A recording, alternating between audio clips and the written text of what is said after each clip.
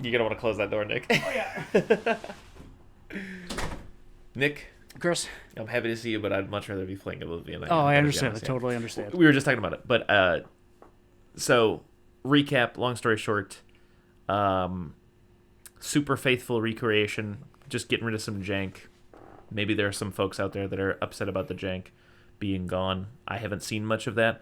The only real complaints I've seen are folks saying that like the difficulty sliders might need a little attention and maybe the running's a little silly. But overall, this is basically, for all intents and purposes, as I was saying a moment ago, a new Elder Scrolls game to me, as I never played Oblivion because I couldn't get over the jank. But this game is freaking gorgeous. And we were just discussing sort of how, you know, this is like, is that a drawing of Trump?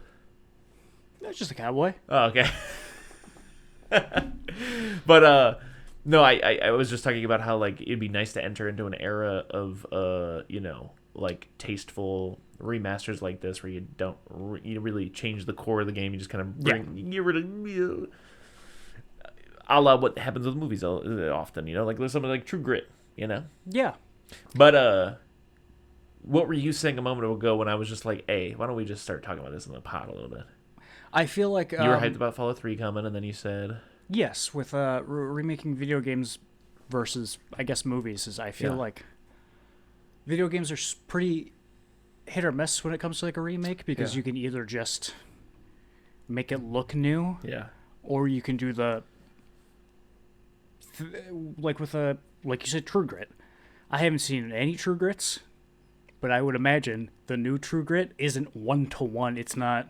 It is. Is it? They very intentionally did that. Oh, the Coen brothers wanted to see if a movie script like just untouched would work in the modern era from that era. You get what I'm saying? Gotcha. And they didn't see Vince Vaughn's Psycho.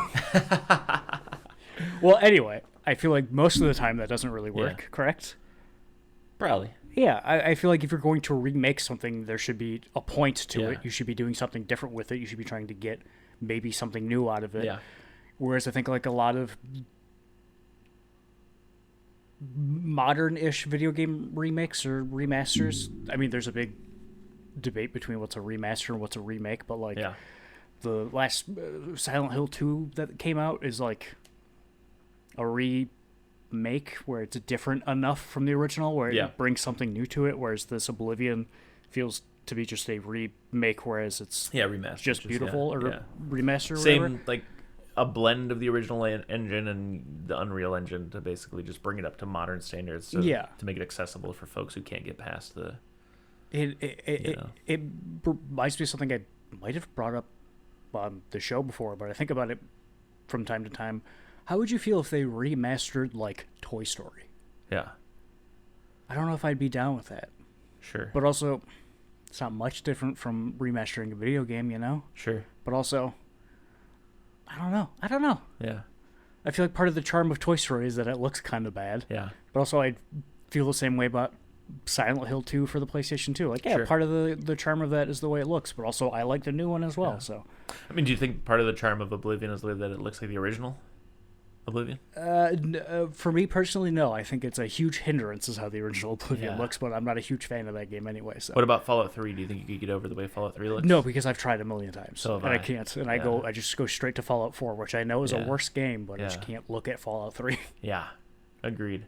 And so I think that's like the fundamental difference between the medium of movie and video game is that like video game, like movie tech has quote unquote improved. Mm-hmm. But I've seen great restorations of like what a film from the 30s looks like, and it looks fucking better than some modern movies I've seen. Yeah.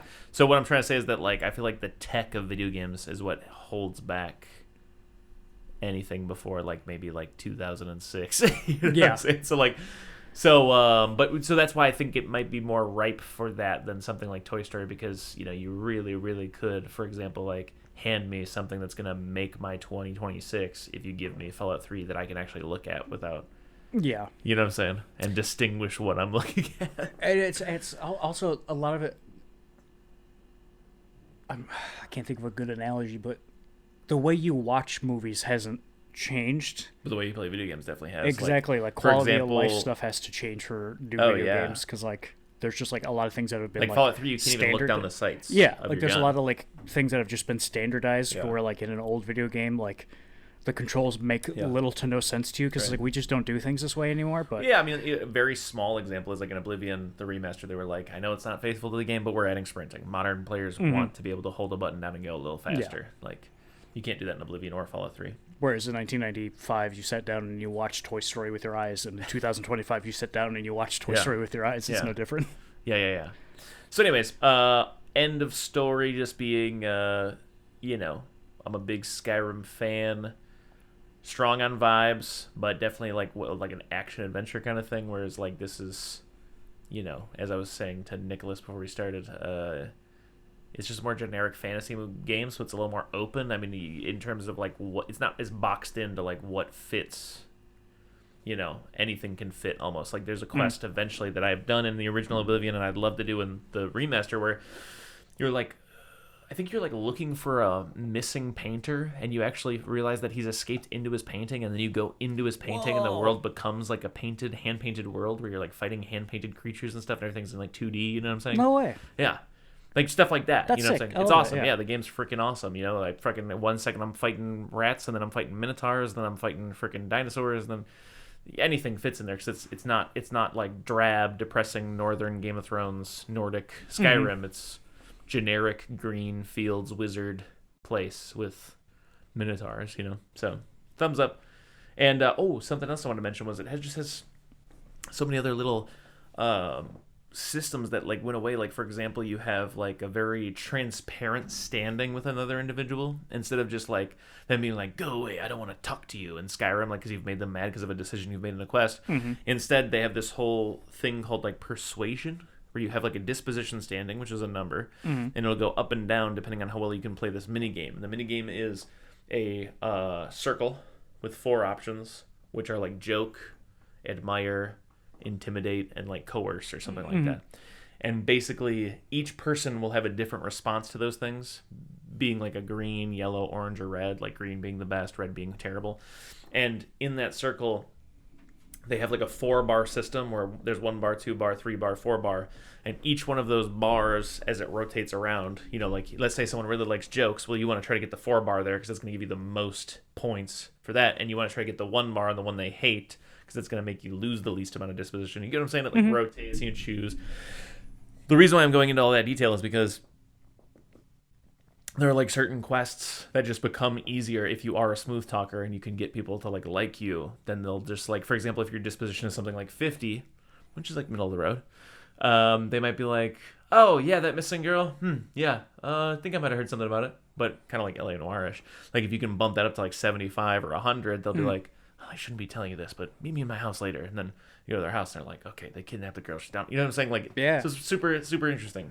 It's got a lot of depth, not a tremendous like, oh, this game's so deep. I'm just saying it has that extra little bit of depth that makes gameplay slightly more like sticky and immersive. I feel like in Fallout 4, every persuasion thing I ever did was just amounted to flirting with people, and just everybody being my boyfriend in that game. So I was like, I want to see what happens here, and like my persuasion was up all the way. Where you're like, I guess we fuck here. That's what happens. Yeah, I'm dating every man in Fallout 4. It's crazy. Yeah. Well, anyways, we watched some films.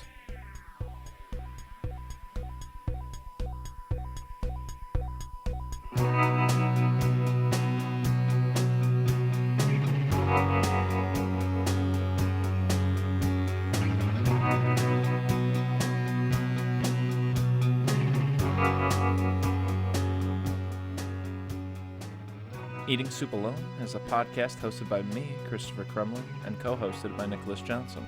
We try our best to ramble incoherently about a handful of movies at least once a week.